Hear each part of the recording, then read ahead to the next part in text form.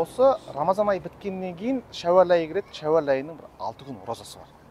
Осы жайында. Бұл енді Шәуәл айы да қажылық айларының алғашқы айы.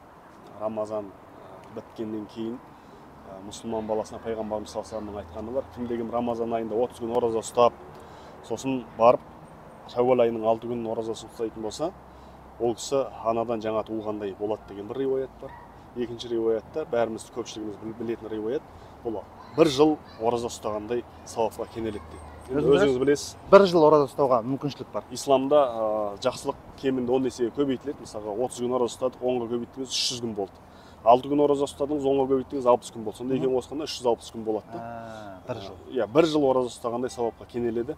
Енді бұл жердегі тағы бір мәселе, біз енді пенде баласымыз Рамазан айында оразамызға бір кемшілік болып қалуы мүмкін. Тісіміз шайып жатып, немесе жаңағыдай аузымыз шайып жатып, жұтып қоюымыз мүмкін, бірақ оны өзіміз білмеуіміз мүмкін. Байқамай қалуымыз деген секілді. Және де басқа да оразаның сауабын кемітетін және оразаға зиян тиетін әрекеттер болуы ықтималы бар, өйткені біз пендеміз. Солардың орнын жауып, бәткен кезде түгендеп кететін.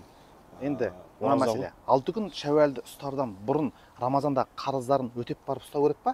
Жоқ әлде Шәуәлдің 6 күн ұстап тастаған абзал ма? Осы екі. Енді Шәуәл айы өзіңіз білетіндей 30 күн көлемінде. Сондықтан да қаза болған кісілер жаңағы қазасын өтеп алып, мысалы 3 күн қаза, 2 күн қаза деген секілді. Бір апта қазасы болуы мүмкін, кейбіреулер 29 күн қаза болуы мүмкін. Енді оны бірақ жаңа Шәуәлді ұстап алған дұрыс болады. Сондықтан да қазасын орындап алып, сосын жаңа Шәуәл айы бар ғой алдымызда. Соны 6 күнді ұстап тастаса жақсы болады. Ал егер қазасы жоқ болса, ол енді өте жақсы. Айттан кейін 6 күн ұстайтын болса, керемет болады.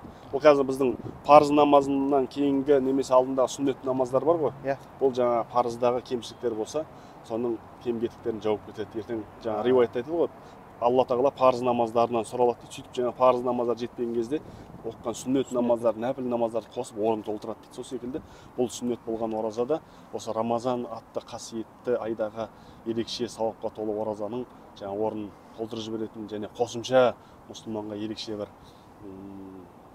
сауап сыйлайтын ораза. Иншалла. Алла разы болсын, ереке.